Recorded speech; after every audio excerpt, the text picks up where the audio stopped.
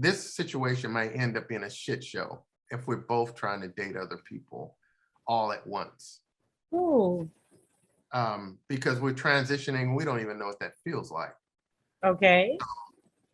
So I told her, I said, just go ahead and date whoever you want to. We'll talk about it. If you're interested in dating somebody, you're looking for somebody.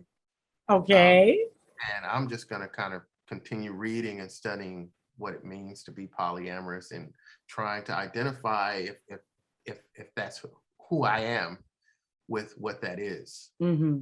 Mm-hmm. And I'll say almost maybe 9 months or so after we had that final conversation, that she came home and she was like, I think this guy I like. Oh, okay. Shit. Oh, shit. Wait. What do you mean? Yeah, and she's a flight attendant, right? Oh. So it ended up being like an air marshal, Ooh. Well, he could protect her. No, that wasn't it. It was an ultimate test for me. I mean, this guy, I'm 5'10", this guy's 6'4", 6'5", Okay. tall, dark, according to a lot of women, handsome. Okay. Guy, definitely making more money than I am. Okay. All of the check boxes, right? That could give you a little insecurity, maybe. Oh, yeah. He was freaking Gargamel and I was a Smurf. Oh no.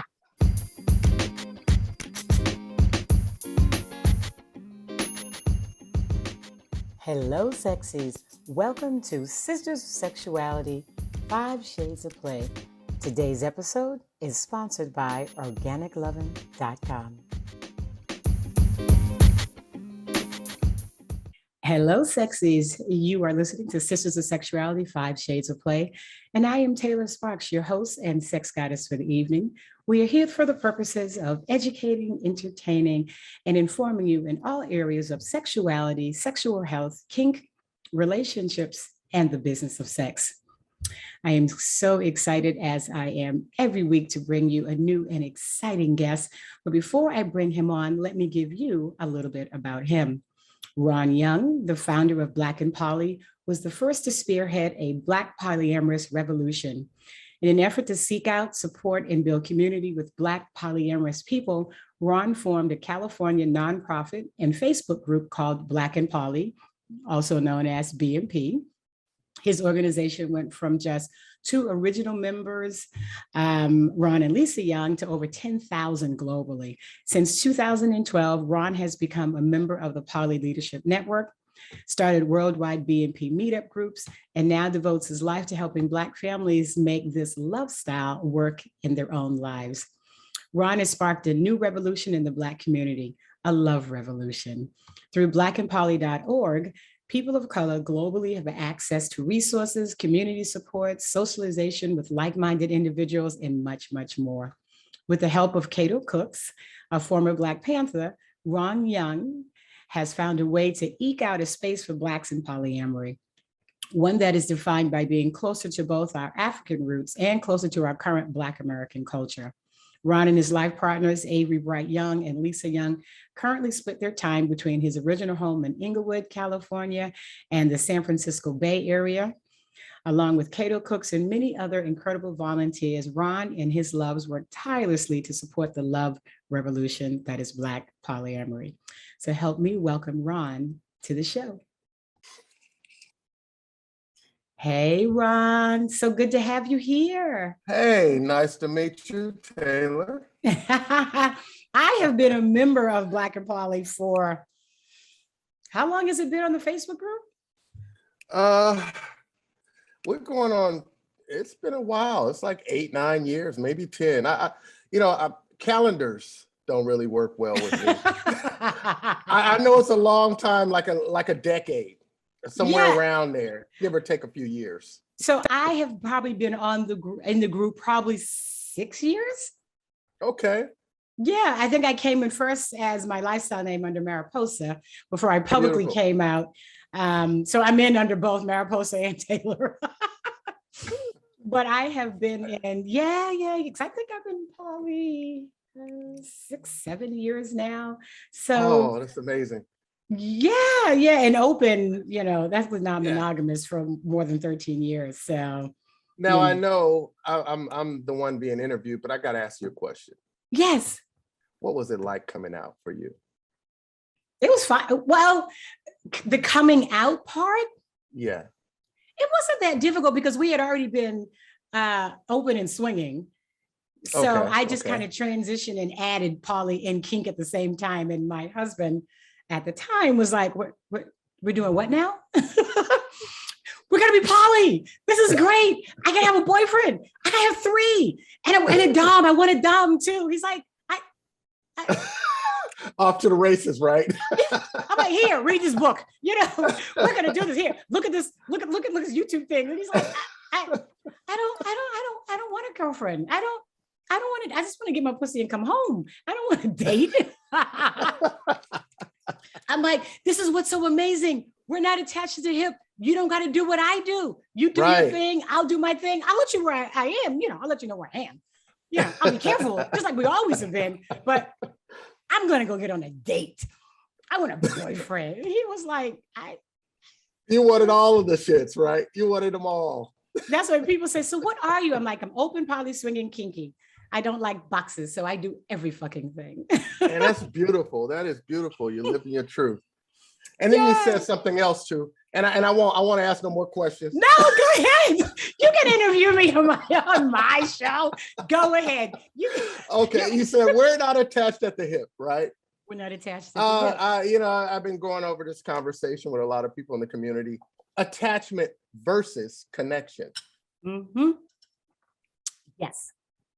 How do you feel about both of those, and how do they differ to you?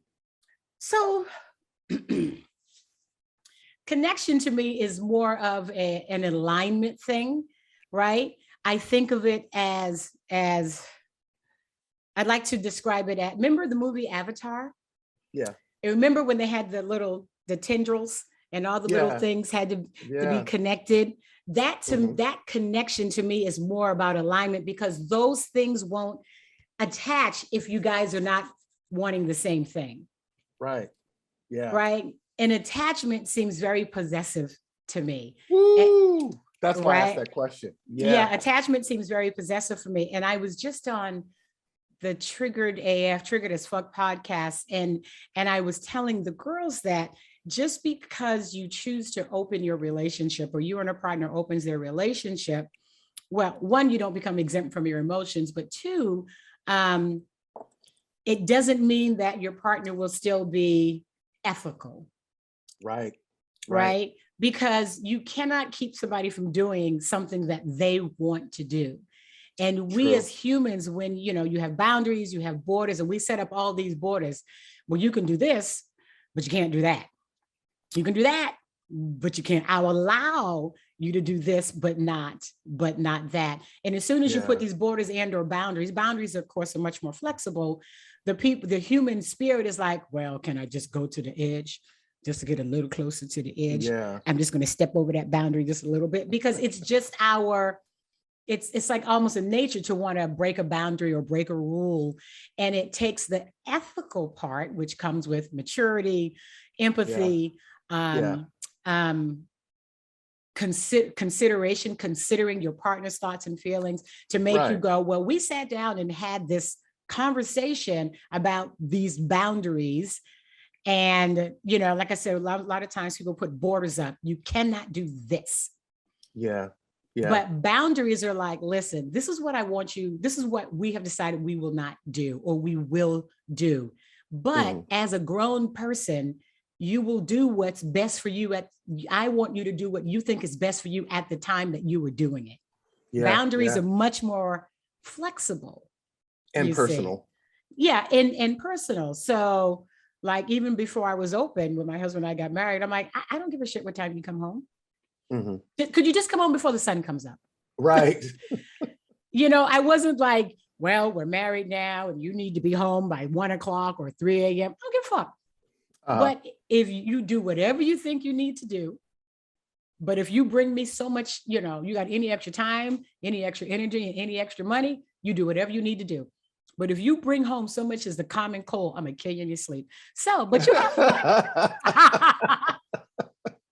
so that was my only boundary. Could you just come home for the, or if you've had too much to drink, stay where you are. Right, right. We got kids and jobs. We ain't got time to be getting arrested for dumb shit or killing somebody driving drunk. And I think in 25 years, twice he spent the night out, before we opened our marriage, he was like, I'm going to stand. I'm not checking his wallet or his phone. Because when you look for shit, you find shit.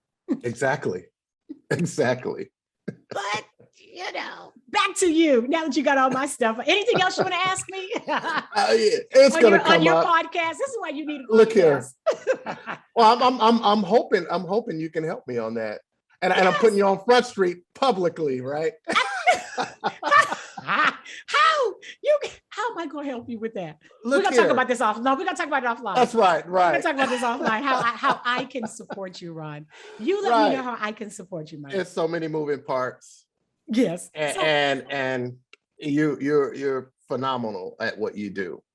And a great personality. And I'm gonna gas you up as I need to. I'm still a swinger. Mess around, get a blowjob out of this conversation. I'm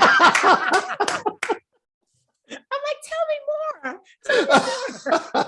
How wonderful I am.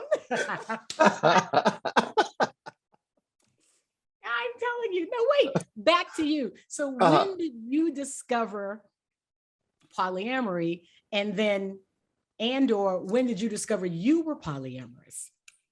Okay, mine is kind of further back than a lot of people probably are aware of, because and I'm going to try to cut the story as short as possible to not take up too much time. Nope, but I'm all right. California, Silicon Valley boy. Okay. So that also meant my formative years were brought up in working in electronics and high tech shit, right? Yes. Early stages of internet. This is when we had news groups. I don't know if you're probably even familiar with any of that. I'm older than you. Of course I am. Okay. All right. So we're good. We're good. Yes. I had a job, which this was, we actually, Google in this job that I had, Google incubated in our company. I worked for a company called Silicon Graphics. And we gave Google a building. And they were there to test their search engine and for us to inter-officely kind of give them feedback and shit. I remember when it first came out, when they first launched it inter-officely, I was like, this thing is shit. I don't know why y'all gave them a building. I could have took a building. Like, Yahoo had all of the click on and it was just one search bar. And I was just like, this thing is shit, right? But it was early internet. And the news group was alt.polyamory.something. I can't remember what, but I used to, in between, doing work, I used to just click around on the internet. And this is when not everybody had the internet, right? And there was a group and, talking about polyamory. And I don't, what the fuck is this? And so I'm like clicking around and reading the threads and reading people talking about that they loved other people and they had the capacity to love other people. And I was like, I kind of do too, but this is some weird ass shit, right? Were you thinking, why people? Yeah, I was thinking, and this is a bunch of, like a Birkenstock wearing. White people. Yeah. Renaissance fair guys and girls. And I was going to, I understand that, but it's what they were doing didn't really resonate with how I lived and how I, interacted and all of that stuff. But I definitely came home and told my wife, right, like, there's some people out there loving more than one person, and this is like the mid 90s, right? Okay. Yeah, and then somehow they ended up on like Montel or Geraldo or something like that, and I came out to them like, we gotta watch this show. These people crazy. Oh my God! But they crazy, but you had to watch it. Yeah. And that's when I first kind of discovered it, right? And we just kind of shelved it there, right?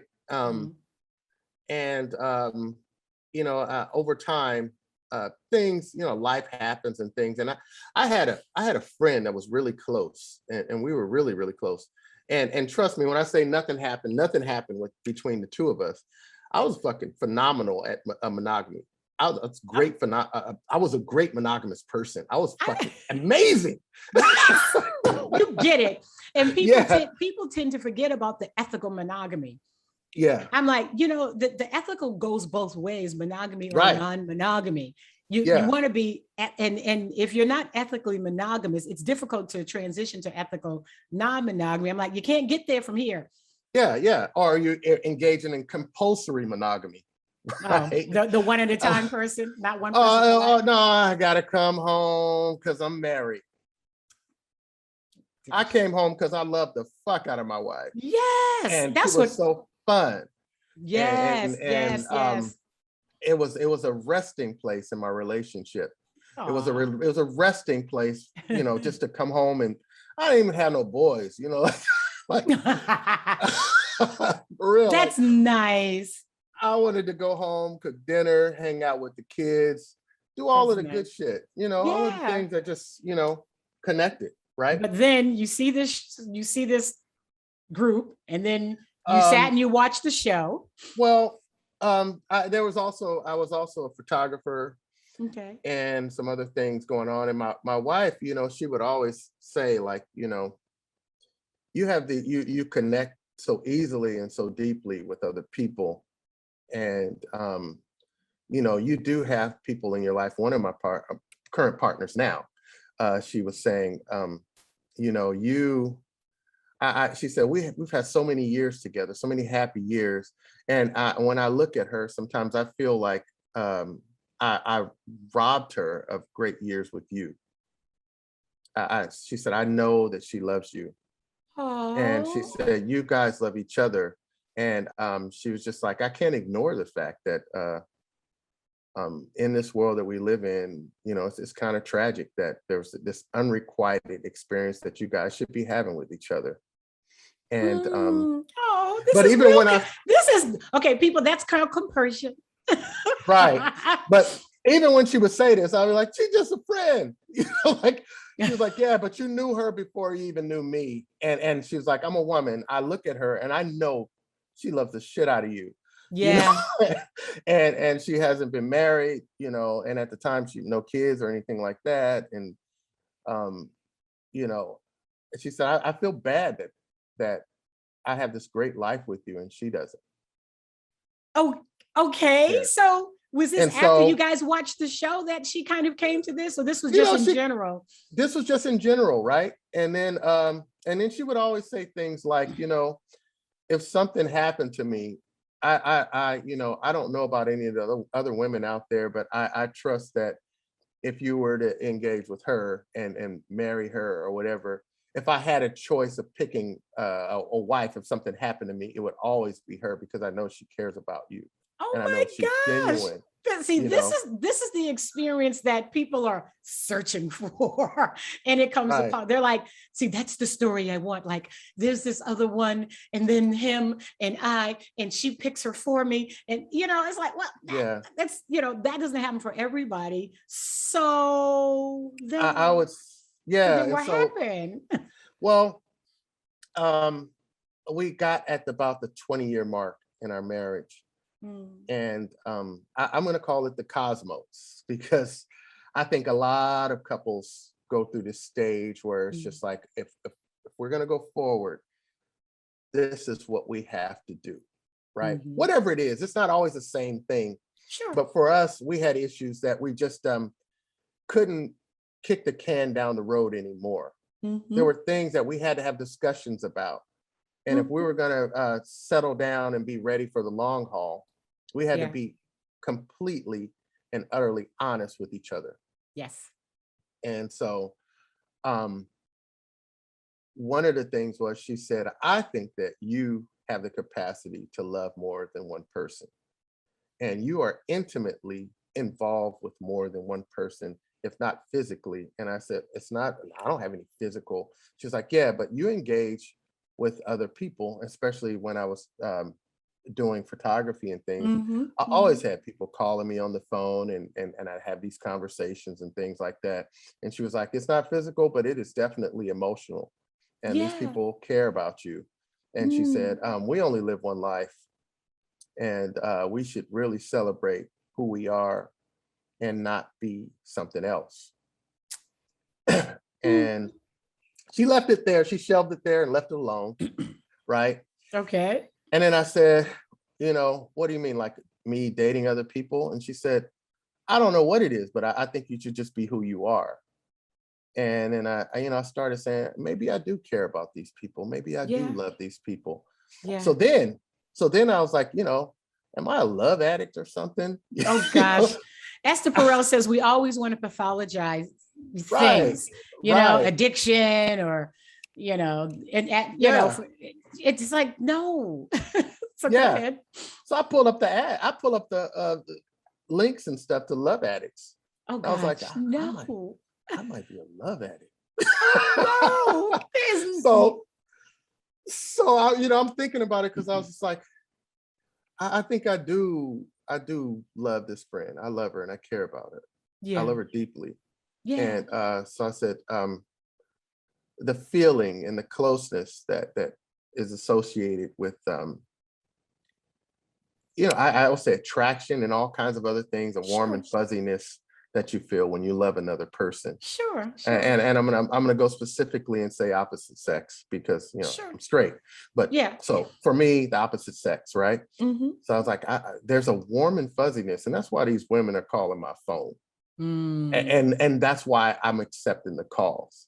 Okay. I'm drawn to this. I'm drawn to Yeah. this in some way, Sure. and so I have to, come to terms with that. And this is an addiction. I don't know, but so I go back to my wife and I said, I think I'm a love addict or something. Oh God. I said, I said, I think I'm gonna seek some help or something. And she said, you know what? She said, and this is what just settled me down on into just moving forward. She said, do you think it's a problem loving people? And I said, I don't know, but it could be a problem for you. And then she said, nothing wrong with loving people. That is not something, like you said, that should be pathologized, right? Pathologized. Apologize. Yeah. Remember, I ain't got no education. I'm done. I is a college graduate. I ain't got no education. I ain't got none. I'm a hood dude. Me too. But I looked at that, and when she said there's nothing wrong with you, that's when I just kind of settled on into, okay, well, I have the capacity to love more than one person. And there's been many examples over the years since I was a kid, So what is this? And I was like, oh, it's that alt.polyamory.org thing that I've been looking at back in the 90s. That's what this is. Oh shit. I'm polyamorous. Is that an addiction? Is that an illness? Right. And then I was like, oh my God. And so then I said, I think I do have the capacity to love more than one person. And this polyamory thing is about ethical non-monogamy. And then she says, yeah, so that means that we should be dating other people. I just think like women, that. Look here, with women, it's the gentle nudging. Yeah. I mean, that wasn't too general. That was like, we should be dating other people. But remember, these conversations happen over years, right? Okay, over years. So it's kind of like, okay, well, you're not into. Okay, right, all right. So, I said, you dating other people? Yeah. So I said, we're gonna have to put this on shelf again, and let's talk about it later. And how long was it on the shelf? That shit was on the shelf for like a couple years. For real. It was like on the shelf. Okay, so from the first conversation until the time you actually started deciding to date other people, from the first nudge. Okay, I'm gonna say alt polyamory. I forgot what that is, net.org, one of them things. Sure. Mid-90s, mid to late 90s. And then we didn't really start actually saying we're going to date other people just over 10 years ago. So we're looking at, what are those dates? You're looking at late 90s. In my head, I ain't a college graduate. I thought you said you had education. You didn't graduate. Was it about 10 years between the time you started the conversation before you started dating people? Let's say, yeah, let's give it that. Maybe somewhere around there. 10 yeah. 8 to it was 10-ish? like, it's like our 20-year, it was like at our 20-year okay. Anniversary, somewhere around there. Okay. Yeah. That's a long time. I'm like, your wife is amazing. I did it all bad. I met a poly couple at an event at Hito. They were poly swinging kinky couples. They introduced me to poly and kink. And then they did some things to me that I think are illegal in at least 3 states, but that's another story. I literally texted my husband from Negril, 800 miles away, and go, we're going to be poly. I met this couple. I'm in love. He was like, what the? Oh, no. Don't do it that way. Do the gentle nudging like Ron's wife. Just a little, don't be me. Don't just throw a poly all over your partner. Yeah. And so I said, well, after we read Opening Up by Tristan Taormino, and that was like another year. Because what we would do is we'd have these conversations, and it was open conversations about our desires and about some truths, right? And then we would read like a chapter or two, and then it would be like we'd have these discussions, and it would be kind of really tough because now I'm getting to know who she is stripped down, what she really is, right? And then it's like looking at this odd object, and you're like, what's this thing right here? She's like, oh, that's oh shit. Okay, give me a second. This is the thing.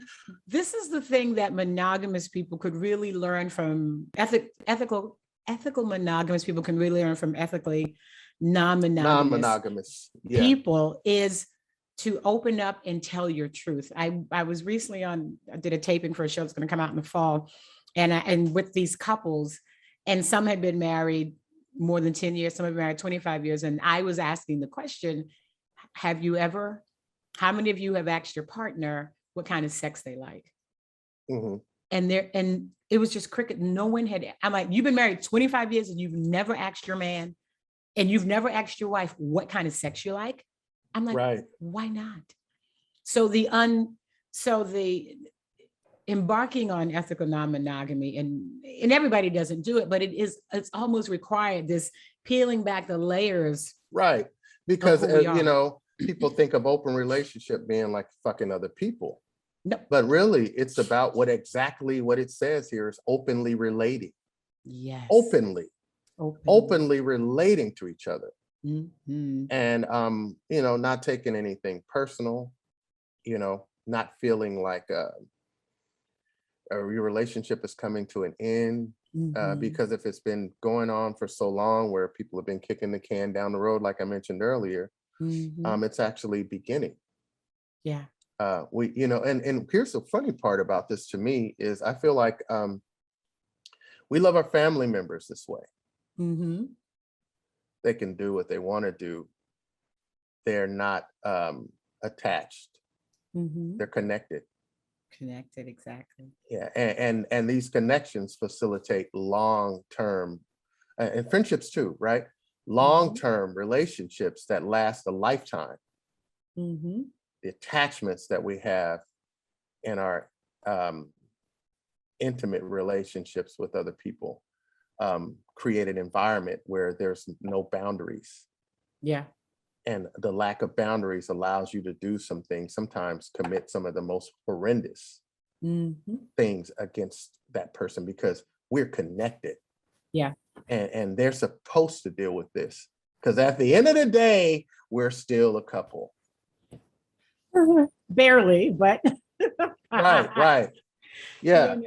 Barely, but still a couple. Yeah. And for me, I mean, with my partners, we don't share in that narrative, right? They have their boundaries, I have my boundaries, Mm. and they're just simply not to be violated in that way. There is no at the end of the day with us. Yeah, There's not. there's no, I remember, well, you know, because Will and Jada finally came out and said they were polyamorous. And Yeah. everybody who was open in the poly community go, we already knew that. Who are you talking about? What are you talking? The language was evident, right? From years ago, I'm Right. like, oh, they're poly. I They're in the thought y'all opener came poly. I out. said, they don't sound like swingers to me. The No, language didn't sound like swingers. and I seriously, it was so obvious in the language that I thought they came out. So I was like, when they came out, I was just like, I thought y'all did that already. No, we didn't officially say it. And maybe they were waiting for the children to be grown, you know, before they officially maybe. said it. Yeah. But everybody I knew that was at least poly or open were like, they've been open. They're like, they're swingers. I'm like, no, they're No. not swingers. I know swingers. I'm Yeah. a swinger. I know that they're not doing swinger shit. They No. might have swung at a private party or two, Yeah. but they sounded more polyamorous to me. Yeah. I thought the language definitely was an indicator. Mhm. I am getting Yeah. some feedback here. I'm going to pause just for a moment for a commercial That's cool. break. One moment. All right. Okay. We'd like to welcome our newest sponsor, Motor Bunny. Motor Bunny was created out of restless curiosity and sheer frustration. After spending months looking for a sex machine that made use of connective technology and didn't cost a fortune, it was clear that a lack of competition in the category meant a lack of innovation and disturbingly sparse options. The Motor Bunny founder set out to fill a major hole in the industry, and in 2015, Motor Bunny was introduced as the world's first wireless Bluetooth, and long distance controlled sex machine. Motor Bunny's mission is to empower creative sexual experiences by reducing the financial risk of experimentation. With powerful machines that vibrate all the way to 11, with attachments that can either rotate or thrust, Motor Bunny machines are ideal for unlocking creativity and your personal pleasure. Visit motorbunny.com and use code LOVIN and receive $50 off of any of their amazing machines. That is motorbunny.com with code LOVEN. Hey, Ron, welcome back to the Hey. show. All right. So you were telling us this amazing story and how you and your amazing bride of 20-something years decided to, you kind of tiptoed into the polyamorous world a little, you put your pinky toe in and you took it out, and you put your big toe in, you took it out, and then you put your whole foot in, you took it out, and then you shook it all around, Then you did the hokey pokey, then you jumped in with both feet finally. Yeah, jumped in, and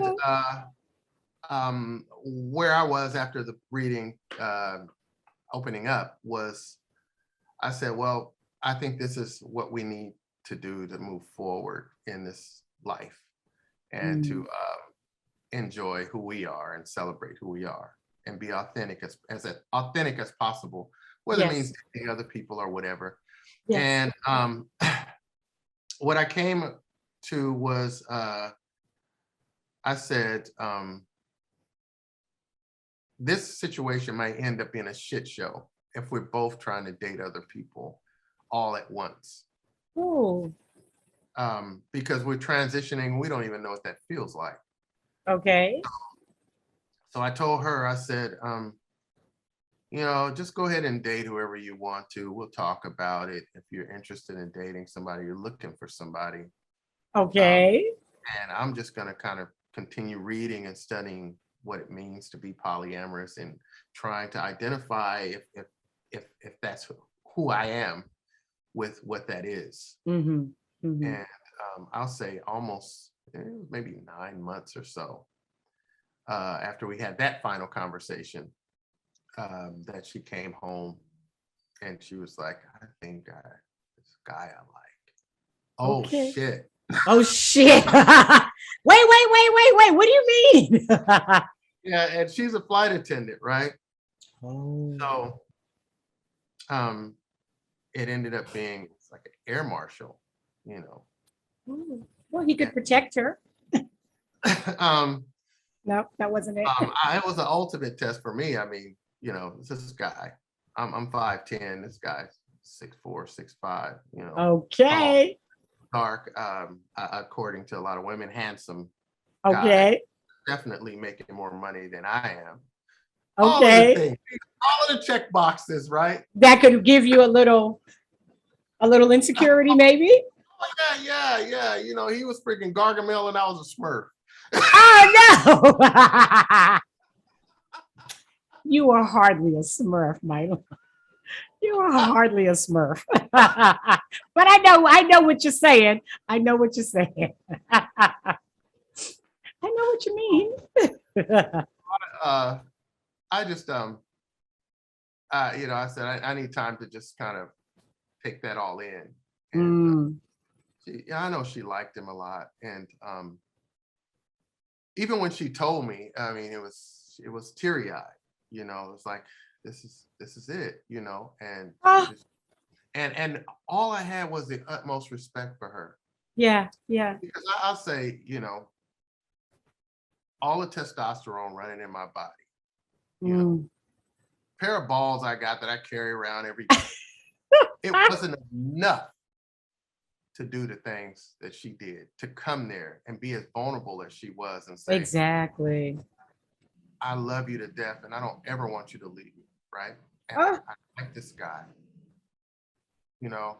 And for some reason, I was just like, God damn it. There's no way I'd be able to do that. There's no way.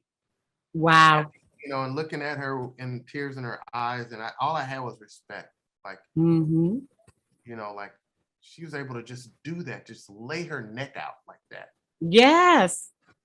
And I just wanted to be that type of person. I wanted to be vulnerable in that way. You know what I mean? Okay, so she tells you, you come to agree that you're going to allow, you know, her to date this guy. You're going to, you know, you've been reading the books and looking at the newsrooms and finding articles and and so is this how it started? This is how I mean, if you're talking about boots on the ground, this is how it started. Okay, and so did you and your really good, amazing friend ever consummate that relationship? Yeah, I think what we did, you know, from there, she started dating this guy, and you know, I was sorting all of that out, and then she said, "Are you, you know, we opened up. Are you still interested in trying things out with her?" And I said, "Yeah, you know." So I you know, I called her, and I was just like, you know, I do have feelings for you. I don't know what those are. Right. But I know I care about you. And, you know, if you're open to exploring any of that stuff. At the time, she wasn't seeing anybody. And so I said, you know, Lisa and I are polyamorous. And you know how she's always talked about things. If something happened to her or whatever, she felt like you would be the best person. And I said, well, right now, I know something that hasn't happened to her, but it's kind of happened to us. Gosh, what did she say? I said like this, I said, we're open. And at some point, I'm going to be dating other people. I'm not right now officially doing that. But I feel like if I'm going to do this going down the road, at the very least, it should start with you. And she said, I don't know. And, you know, and she was like, this is all weird to me. I don't know how to feel about this. And it's just, that's all been hitting me at the, you know, last minute. Hung up the phone and I was just like, oh shit. Oh, good day. Fuck up a friendship. And, right. And then some weeks passed and she called. It's like weeks. And even then I was just like, God, what happened? You know, I talk all the time. So some weeks, and she was like, I understand what you're saying. And let's just take this one step at a time. I said, okay. So we actually went on a date. Okay. Very awkward because it was, you know, like a date. right? It was a date, yeah. And this was somebody, I never even thought about having a date with. So all this stuff was very official. Mm. And, we had a little romantic night and spent the night with her. And then You spent the night right away? You stayed out all night? Because, some people are like, well, you can do that, but you need to come home. Well, remember, I have a flight attendant wife. So our relationship from the get has always been very relaxed. Sure, I understand that. Yeah. We didn't have the type of relationship where I had to come home every night. This is even before polyamory. Right. The same with mine. We wasn't poly either, but I'm like. Yeah, so, I stayed there and I would say it was a great night. Yeah. And it was a very bonding experience, but the next day, we both were like, this is weird. It feel like cousins or something. Oh gosh, no. It kind of did. I ain't gonna lie. It kind of felt incestuous in some weird way because Sure. we were just so connected this other way, right? Interesting. And so we put that to the side for a second too. So, but what it did do, it drew us a little bit closer in a different way, right? Yeah, I would think you've had sex now. I'd seen her naked before, all of these things. Sure. And so us sharing intimacy in that way definitely bonded us in some special way, even though we had decided, let's not do this.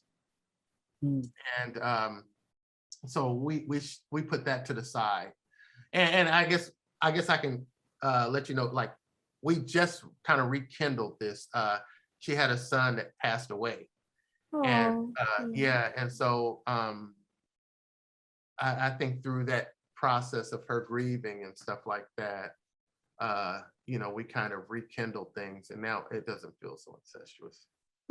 Okay, so hold on now. You just jumped a bunch of years.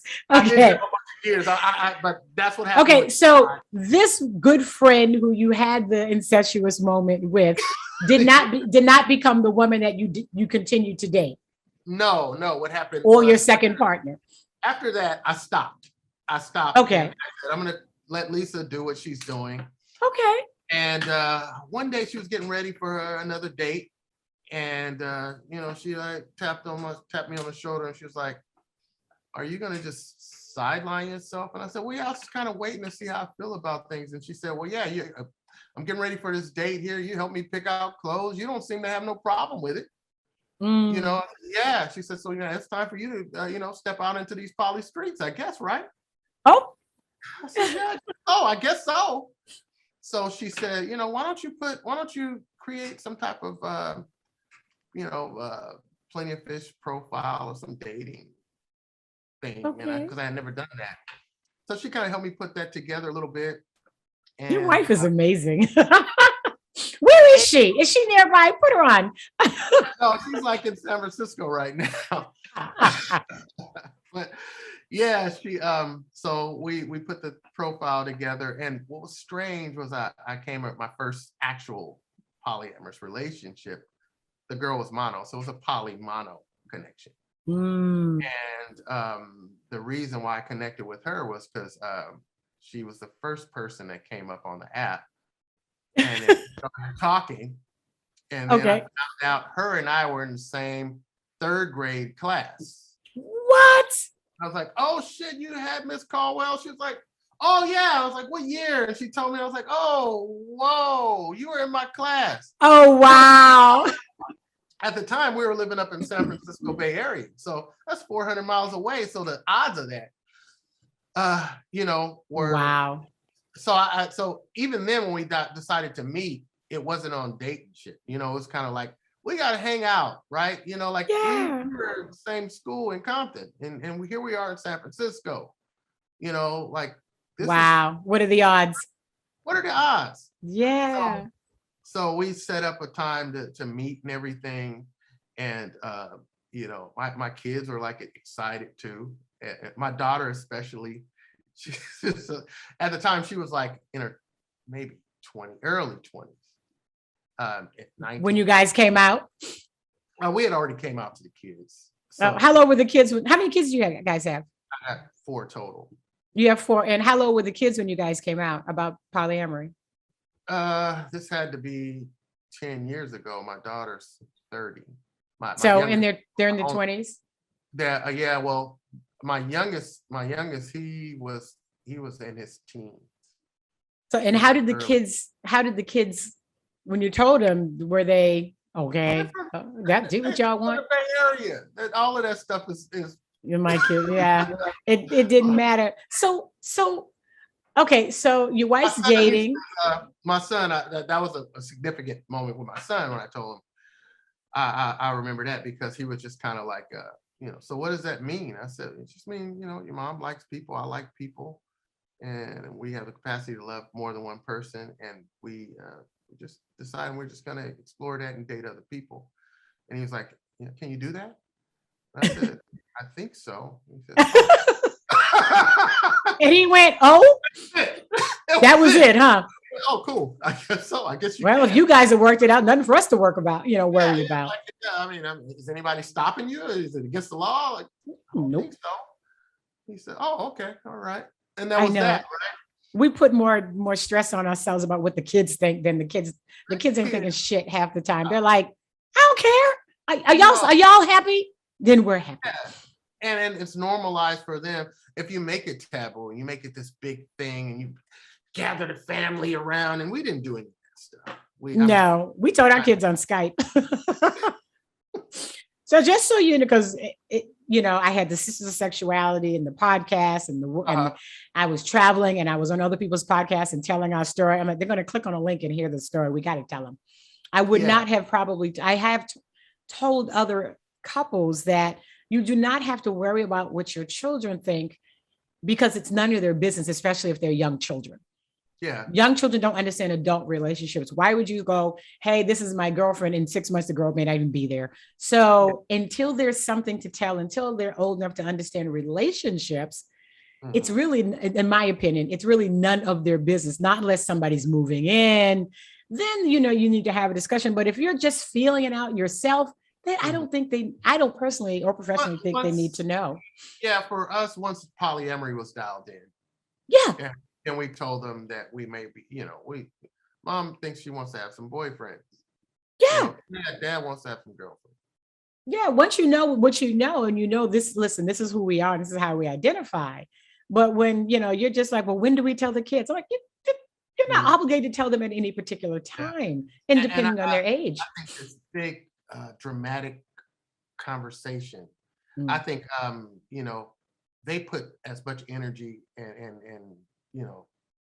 things on it that than you would. For us, we told it matter of factly, and it wasn't as big a deal because they respond how you put it out. Exactly. Where do we all get our messages about relationships, and what messages are we passing on to our children about relationships, about love, about intimacy, and how are we, sharing that information with them? And then on top of that, you have the whole process of epigenetics and how information is passed down genetically. Right. Stress and stress, good, bad, and different, through from our ancestors and the whole generational trauma. So some of the messages that we have don't even belong to us, and we don't even know. So you're dating, she's dating, things are moving along. Everybody's kind of. Date I had was kind of historic, because my daughter was like, Dad's going on a date. Oh God. And she was like, and I hadn't really dated. Yeah. So for me, it was just something totally foreign. And she was just like, she did my nails because I garden and I like dirt and stuff. And oh my gosh. Good for you. Yeah, she's like, I gotta trim your nails, I gotta shave your beard. You can't go looking like Don't be out here embarrassing the family. You need to represent. And I kept saying, it's not a date. She's like, it is a date. you know, and she was just like, you know, we went and we were supposed to have like this little picnic, and she helped me get all of this stuff together and the wine. Oh. And you know, like I said, she shaved my beard and stuff. And on the date, everybody was back at the house and they were texting me and asking me how it's going, you know. And I will say there was a moment that I mean, it was almost overwhelming, you know, because we were sitting on the blanket and I laid back there and I just got off the text with my daughter, and I just felt extremely loved and appreciated and accepted. And the fact that, Yes. you know, they were there and hoping that things went well. Yes. I almost Compersion got, at its best. yeah, I almost got like teary-eyed, you know. Oh, Because this day, I mean, my car broke down, right? Oh gosh. So, I mean, I had this old Karma Gia, you know, and I like. Oh, I used to have a Carmen kinda Gia. came up with it. I refurbished a Carmen Gia. I miss my Mine Gia. too. Yeah, mine too. I had a 68 and I had kind Ooh. of cleaned it up and I had it all ready and I had the picnic shit in there, and the car broke down. It As wasn't they do. starting or wasn't doing something right. You know, and so they were, oh shit, the car broke down. You know, they're like keeping it. And what really made me fall for this girl though was like, I couldn't get the car started, but you know, she's LA hood girl, you know, a woman after my own heart. She's like, get in the car, I'm gonna push start it. What? Yes. And you can only do that with a stick. Oh, that's my girl. That's Yeah, me. hey. And the girl, I mean, you know, like I said, I'm 5'10". She's 6'1". She's taller than me. Oh wow, she was strong. But and the Carmen Gia don't weigh but a $105. I have pushed my Carmen Gia plenty of times in heels because it always breaks down. She had no problem at all. She didn't complain or nothing. Wow. We start that car and it cranked up and we went on to the park and it was uneventful. And God damn it. Wow. Wow. Yeah. You know, and we had a lot of struggles, I think, in that relationship. That was the first one because of the polymono thing. You know, Yeah. people, I remember at this time there wasn't to me a Black polyamorous community, so I kind of interacted with, you know, white folks and stuff. And Yeah. And just so I didn't mean to interrupt you. Just so people understand, a polymono relationship is when a polyamorous person is dating a person who is monogamous. So the polyamorous person may have other partners, but the person they're dating is only dating you. They're monogamous in that time, in that right structure. Yeah. Yeah. And I remember somebody telling me, you know, polymono relationships, their struggle, and they a lot of times they end emotion. It was almost like he cursed me. He was like, end emotionally violent. Oh no. Right. Was it violent? Emotionally for me, yeah. For sure for me. I can't say for her. Yeah. But you got to think, I mean, I've been with my wife since 16. So I had never actually been in a breakup. Oh, wow. I didn't even know what that shit was. I had no idea what it felt like to break up with somebody. Like, I mean, you know, middle school shit, but like adult breakup. That's hard. Ooh, I didn't know what that was. You were heartbroken. I was hurt. Here's the thing was, I broke up with her. Yeah, it still hurt. Yeah, because I said, you know, this is just too, you know, it's too emotionally charged. There are things you don't understand and you're not really willing to understand that. And I've been hurting you throughout this. I've been kind of dragging you through this situation because you're monogamous. Yeah. And a lot of the things that I'm doing is poly shit. And it's not me. It's just, this is kind of how poly folks get down. Right. And you're not understanding this and you're taking a lot of this stuff personal. Right. And I don't want to hurt you no more. You're just kind of tolerating this relationship. Right. And you don't want anyone that tolerates you. You don't want to be with anyone that's tolerating you. Yeah, You and I know, felt like she also deserved more. She wasn't a for young woman, sure. you know. And I said, you only got so many years to put this shit together. You said you wanted to be married. You said you wanted a man of your own. You said this to me, right? So like, why are you wasting time over here for me? Yeah. Like, so you broke up with her, and it was painful. I said, the nature of our relationship is so beautiful. We laugh and joke and we have great times together. But this relationship ultimately is not serving you. Yeah. And I want to be an advocate for your needs. I want to be, an agent for your happiness.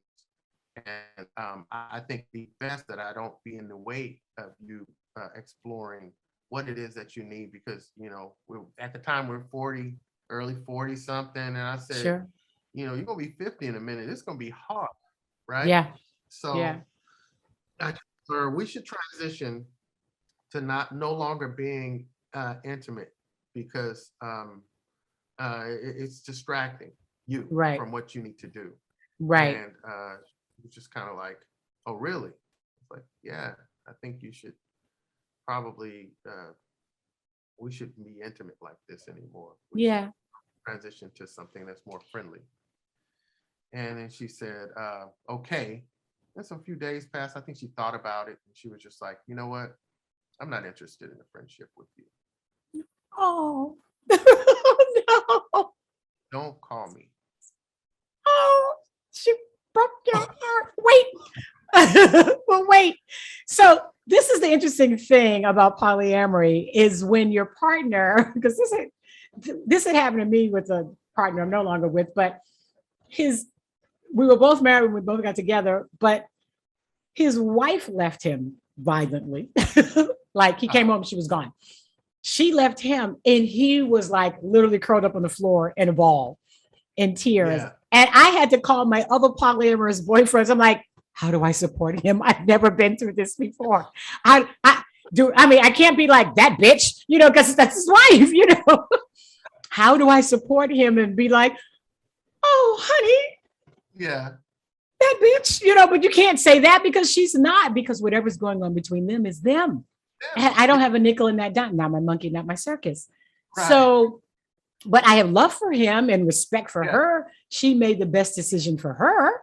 She did. Yeah. So, you have to be hands off, but you still got to hug them and support them while they're, weeping. And this is not for the faint of the heart. But I want to ask you, so you guys did this, you had your first breakup, she's dating, you're dating. When did you decide, how far into the dating and looking at white people stuff before you decided that Black folks, we just do things a little different? Yeah. Just a little bit. Our experiences are a little different. We come at things a little differently. For many reasons, we can start with slavery, but and just come straight up to today. But our experiences of relationships and love and sex are just a little different. So is that what prompted you to actually start the group, to share your experiences and to see what others in our community were experiencing and how it was different than white people? Yeah, I actually was with this first partner for almost 6 years, right? Around there. And halfway through, I remember I was, every year we would go to SF Pride. So, that was the biggest event in the Bay Area next to Chinese New Year, right? And the mayor comes out there. So I remember being there and seeing this huge group of polyamorous people. And, I had been interacting loosely with the community prior to that. Right. And so, like, when I saw them at the parade, I was like, oh, shit. There you are. These are my folks. These are my people. Yeah, I was like, this one guy had like these socks on and it said poly on the socks and shit. And he had his partners with him and they're hugging each other and everything. I was going, God, really? This is crazy. You know, like, Mm, these are my folks. And they like these are my folks. came to the side. They were coming down the street in the parade. They came to the side because I like waved them over. And I like, I'm Polly. They're like, hey. I'm one of you guys. Yeah. And then I was like, it's like all white people, right? And I've been interacting with all white people. Mm, And I was thinking, you know, like if I went down this polyamorous path and I was just only dating poly people instead of polymono relationships like I was currently in, yeah. what would it look like to me? You know? Yes. And I was Yes. thinking, I'm probably going to end up somewhere in Santa Cruz in some white lady's hot tub. Oh God. Like her husband, like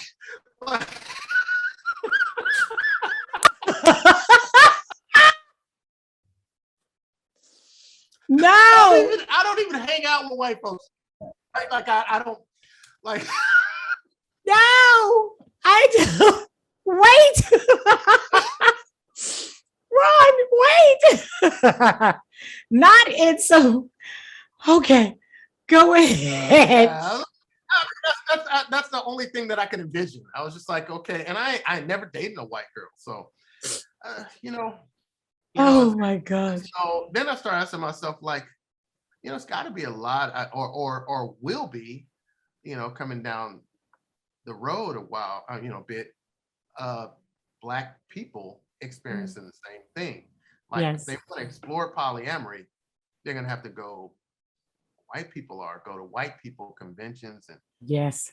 events and things. Not that we don't love you, white people, for my listeners who are white. It's very unfamiliar. Yeah. It's enough to be transitioning into this lifestyle, but also having a code switch and change into some heavy lifting, right? Yes. You're changing cultures in so many levels. Yeah. And so the thought of that, I then I just started saying, well, are there any Black polyamorous people out there? Are there any? Yeah. And so then that's when I opened up the organization, and shortly after that opened up the Facebook group. And decided I just wanted to see if there were any out there. And then you found 10,000. How many people in a group now? 12,000, 15,000? Like 20 something. Yeah, 20 something thousand people who are Facebook alone. And that's Facebook alone. So we have the Black and Poly Facebook group. And then did you open up the Black and Poly dating as well? Black and Poly dating site. The Black and Poly dating site. Black and Poly kink. Black and Poly BDSM. BDSM.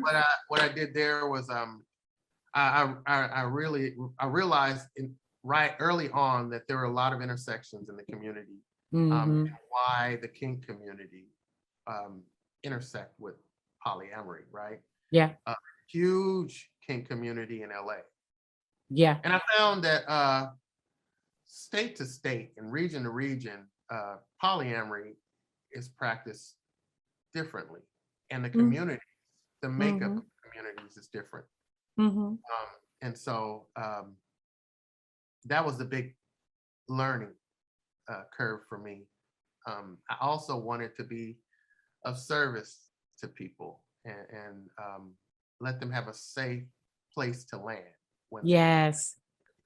I didn't want, because for me, like when I first transitioned and my wife was dating and everything, I was just trying to sort things out.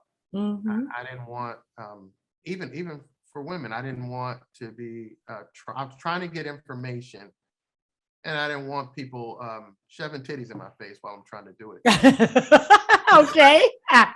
Figure shit out. Like, I don't know, you know what I mean? Sure. And, I get it. Yeah. And so, and if anybody's ever experienced Black and Poly, that's one of the reasons why we have the policy of no dating. Yeah. Because, you know, you're trying to figure shit out and you don't want a dick in your ear while you're trying to do it. Right. Right. It's like, let's just let's just focus on the what's the word I'm looking for? The dialogue. Yeah. I'm just trying to figure out, I stumbled upon the group, or I Googled, and then I find this group of people, and there's so much conversation. Yeah. And there's a lot of self-discovery to be had. A lot of unpacking, because we come with different messages, right? It's wrong. What's wrong with you? Something must be missing in your relationship. And then you have the people who hide out in the poly community who are, unethical, they're cheaters, but they're trying to do the poly code, but, they don't last long because, a leopard can't change its spot, so to speak. At some point, they become like, wait a minute, that shit's not right. That's not poly. That's some bullshit right there. And, and they're dragging in their partners who don't know what poly is and going, no, it's okay. I don't have to wear a condom with any of my girls. Like, wait, who said that? Wait a minute. And the experience too. I think a lot of people think that we're like these gatekeepers trying to be, right? And we're trying to dictate what polyamory is and isn't. Yes, the gatekeepers, we love them. You can't do that. You can do whatever you and your partner want to do and what works for the two of you, or the three of you. Yeah, but for sake of us all being on the same page, yes, that's the reason why Black and Poly is the way it is. Yeah, and it's founded in womanism and feminism because that's what original polyamory was founded in. How you do your polyamory outside of this space is fine, but just giving people a great foundation of what polyamory is. That's the mission for me. For you, yeah. What have you found over these years, especially since having the group, and now that you have your own experience? That's one thing, and you've made your discoveries, you and your partners. But now that you get to hear and see this dialogue from many people, what have you found to be the biggest misconception about polyamory that people come into polyamory, with? To me, the big one is because it's founded on womanist and feminist principles. These men come in, and that's why they don't last long, and that's why you guys don't have enough men in the community, because they come in and they think that it's some type of menagerie of polygamy, something. And I don't have any issues with polygamy at all. No, personally, I don't have any. Right. The thing though is that if we're trying to educate and support people transitioning into polyamory, they have to recognize that it's kind of the antithesis of polyamory. Right. Because polygamy is founded in patriarchy. Right. It's male-dominated, male-led. Yeah, and then polyamory is a feminist-based love style. And it's not that it's women first, because really it was about egalitarianism, right? And all of the founding mothers of polyamory, it was about men had whores and concubines and mistresses, and that was considered okay. And they just decided women should have something like that too. That's all. So it was about relationship equality. It wasn't even about women being over men. It was about ending this power struggle between the sexes and saying we're going to engage in an egalitarian way. And, so when people come in and they're using this language that's divisive, and I'm going to say divisive to polyamory, which is speaking from a misogynistic standpoint or a misandrous standpoint. Look at them using them big words. Right. You is a college graduate. I wish I was. It doesn't serve the community, right? Yes. And I'm going to say, and this is where, for me, this is where I really get passionate about how it serves our community, is that we have fucking strong ass Black women. Yeah. We have some strong ass Black men. Yes. And the thing about womanism is that it was founded to uplift both parties. Mm-hmm. And if it's not uplifting both parties, then it's not womanism, right? Sure. Yes. And so Yes. this is the space that I try to maintain and hold. Mm-hmm. It sometimes put me in the middle of things. And Mm-hmm. I've been called on the carpet for things. And I'm going to say honestly, wrongfully. Yes. Because what happens is we're people that have been through a lot of things, and we have a lot of wounds. Yeah. And we hurt in all kinds of ways. Yes. And you got both sides firing darts at each other. They typically end up both sides hating me. Really? If you hadn't started this group, we wouldn't be in this situation. Because I'm telling one side, this guy that's bought into patriarchy and it's never served him, and it's a white thing that I need you to shut the fuck up for a second. Mm. Okay, now he's mad, right? Yeah. And then the other one on the other side, yeah, you should shut the fuck up and have a seat. He told you. And then I say, you shut the fuck up and have a seat. Women to shut the fuck up and have a seat. Yeah, I told him too. This is not what polyamory is about. Oh, you're a gatekeeper. Well, I'm just telling you, in this space, right. This is about equality. This Period. is about us coming together and ending this battle amongst the sexes. Yes. So both of y'all needs to shut the fuck up. Period. End of story. Or both y'all can get the fuck out and have this argument someplace else, but it's not going to happen here. Yeah. Right. And then what happens is then they want to cancel me. Yeah. Oh my gosh, like be adults already. Can you just have a, I think a healthy debate about your opinion, but some of them are coming with nature of people. I was going to say, man, it's the nature of people. I mean, we talked about that. They talk about that in The Art of War, right? Mm-hmm. And you got two sides. You got to take sides of one, or you're going to be the first one to die. Yeah. So I recognize that I'm in a precarious situation, and I have to hold this space in the middle. And one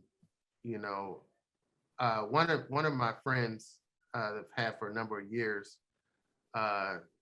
she talked about that position being one that she would never sign up for, that she was in for only a short period of time. This is Dossie Easton, the woman who write The Ethical Slut. Mm-hmm. And she was just like, I respect the fact that you haven't left, but if you leave, trust, I understand. Yeah. It's hard to, but you do have the personality, you have, I don't know if you ever had a DISC assessment, but you seem very much like a high SC to me. You're just steady, thoughtful. I'd still be there arguing like, what the fuck you say to me? So I'm not good at what you have this wonderful, calm and steady, and that's why you do what you do. And I talk and then leave. Not to take things personal. For sure. Right? I mean, look at Jesus, right? Supposedly, he was supposed to be the greatest person ever to walk the earth. See what they did to his ass. Hey, you see what they did to his ass, and apparently, I guess I'm not better than Jesus. No. So expect to be liked by everybody else is very unreasonable.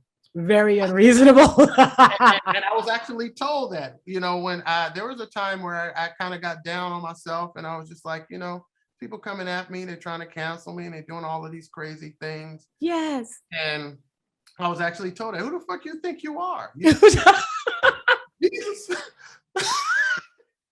You feel they did to him, you better than Jesus? Yeah, like, what? Right? It's like, who do you think you are? And from there, I had to take that in and go, yeah, you're right. I mean, I can't expect to be, right? Yeah, this is so true. And that is such like it is such a moment. It is such a moment. Yeah. So before the pandemic, because I can't remember, were you ever, there was Black and Poly meetups, I know. Yeah. And had you done a few like conferences in the past? Yeah, we had anniversaries and conferences and monthly meetups. Yeah, I know there are monthly meetups in different regions. Are you considering maybe in another year, maybe two, doing a large Black and Poly conference? Or is that not something that you really, really are desired to do? Because it's not required. People can meet each other at any time, but. Yeah, it's events of that magnitude has not so much been our forte. Okay. Yeah. I, Events are hard. I'm not close to it, Yeah. And I'm sure we'll come together and do some things when everything fully opens up. Yeah. Events are a lot of work. I've done many, and I'm like, yeah, I'm just going to show up and do my talk and leave. Yeah, I've been focusing and I've been maintaining this grassroots level thing, and that's been something that we've been really good at doing. Yes. Because people of color, it can be challenging to get on a plane and go here and do all of this stuff. I'd rather them go down the street and sit in a space and have discussions and just have the regional. Yeah, and go the on meetups or the state meetups. Yeah, and go to football games or go to the movies or go bowling or play board games at a coffee shop or something. I'd rather them do that. It's less investment doing Sure. that, Sure. big convention thing, I'm like, let's all go to Cap d'Agde. You know Cap d'Agde? In the south of France. It's a village of 50,000 nudists that meet up every summer. So there's some poly people in there, I'm sure.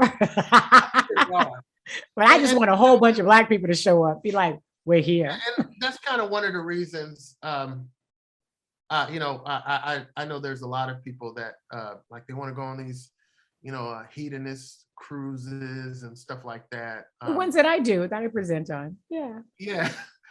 But, I recognize that polyamory is not so much sexually charged. It's thing. not. Right. And so I try to create these spaces that are comfortable for everyone. Exactly. We definitely have, the asexual community that intersects with us too. Right. Yes, for sure. And that was one of the greatest discoveries. I realized why are all these asexual people loving on poly folks? Why are they moving in and living with them? They're like a whole shitload of them, right? And the answer is why? Why is that? Why is that? And then even they have these talks and these blogs and stuff where they talk about poly asexual relationships. Mm-hmm. It's a huge thing, and I think what it has to do with, for me, I've sorted out that the reason being is because most polyamorous folks, our relationships and our relationship with our sexuality is very personal. Yes. It doesn't start and stop with our partner's ability to perform or not. Yes. And so with that being said, I mean, even me, I've had non-sexual relationships. Exactly. Yes. And I'm not waiting for that person to roll over. Mm-hmm. They said no. Mm. And when I'm ready to go do whatever I need to do, I don't tap them on the shoulder. Yeah. Right? I don't need to. Yeah. That's that's I love that. Don't need to. Right? As I'm dating and I'm doing I'm in search of 3 new boyfriends, and because I like boyfriends, and it's and I'm dating these people, and so it's not the dating part is not the sexual part, and but I like the every morning getting 5 and 6 good morning beautiful text. Good morning, goddess. Yeah, I'm like, this is so much fun. Yeah, I mean, for me too, I revel in those moments with my partner. And I think there's a thing that I forgot what they call that. And, it's a word for everything, but people that are really into that warm and fuzzy, cozy feeling of cuddling with a partner next to in a movie, watching a movie or something, or holding hands and walking through a park or sitting across from a candle. I love all that. I love that shit. I'm a sucker for all of that shit. All of that. But I don't need a lot of attention. So I like my men to be busy, Like, babe, I'm going to be out of town for 3 days. I'm like, okay. And then I'm over here like, babe, I got to be out of town for 4 days. Like, okay. So, I don't need no one like that's under me like all the time. Like, what are you doing? When are you going to get off? Like, I worked last night till like 1 a.m. Oh, I'm like, I got work to do. Don't you have some, go on a date, go find something to do. So men who are busy, because I'm busy. So having lots of guys, just circulating through, so it's to perfect, speak. right? For me, Yeah. for me. Yeah. And you start to, I think, engage in this authentic way. Yeah. I'm not trying to, wedge any partners into some type of thing that's not them. If they tell me that, oh, I'm asexual, but I'm a person that likes to cuddle a lot. And, I have the bandwidth to be in a relationship with them and I'm not saturated in any kind of way. Of course, yeah. As in polysaturated. Right. Let's explore that and let's have fun, and so I think what happens with asexual people is that they look at that and they go, I want love and family too. Just because I don't want sex don't mean that I don't want love and family. Yeah, or not much sex even. Feeling. Yeah, because I mean asexual people. Yeah. Yeah, and some actually, perform that as an act of love and service to their partner too. Sure. You have that going on. So being in a space with somebody that ain't waiting for you to roll over and do this type of thing whenever they feeling some sort of way, those people can step away and come on back. Yeah. Interesting. It's interesting to know. It makes perfect sense to me that, like you said, no one's waiting for someone to roll over, but they love the cuddling, the intimacy, the relationship, the family bonding. They don't have kids, right? Yeah. It can be a stepmother or whatever you want to call it. Yeah. But no one's going to pressure them to have sex. And you are free to have sex with one of your other partners if that is your thing. It's such I find polyamory very freeing for me. Yeah. It should be, right? It should be. People talk about defining polyamory, and you only define it how you define it, type of thing. Exactly. I'm not going to say it's across the board, it should be a certain way, but for me, a polyamory is a celebration of freedom. Right? It's a celebration of love being an act of civil disobedience and freedom. Right? So, yeah. So if it doesn't feel, and I'm always checking in with my partners too about that, like if my love feels like it's holding you down, I'm checking in and saying, how does it feel? I mean, I'm putting it out there, but I'm not on the receiving end of it. Sure. So, that's right. Do you feel liberated? Do you feel free? Yes. And what areas that you don't feel that way? Because this is the brand of love that I intend to deliver to all of my partners. This is good. Yeah. Ron, I could talk to you forever. This has been such a wonderful conversation, and I am so glad that you made the time, because I know you're busy, to come here to my podcast and to talk about this, because I've been wanting to interview you for some time. So thank you so much for being on the show. Yeah, and I hope we can get together and do this again sometime soon. I definitely would, expand on some of these conversations, the things that we've talked about. We'll have to do another part. We'll have to do like a part 2 then. Part 2 would be nice. All right. Well, let me tell people. I'm sorry. Go ahead. Go ahead. Go ahead. It's good. Go ahead. No, you say it. I'm going to wait. Oh, I was getting ready to say, yeah, it was beautiful to take that time out here. And I kind of had my head down for a while, for these weeks. I do the gardening thing. And, when nature's orgies start, you got to have everything ready. Not nature's orgy. Nature's orgy, Oh my gosh. Before everything is, can be a little bit too late. And this was very, very nice to just take a time out away from that and this rush and to just, engage. It's great. Well, let me tell the people and thank you how to stay up to date with you and Black and Poly. You can go to the website at blackandpoly.org.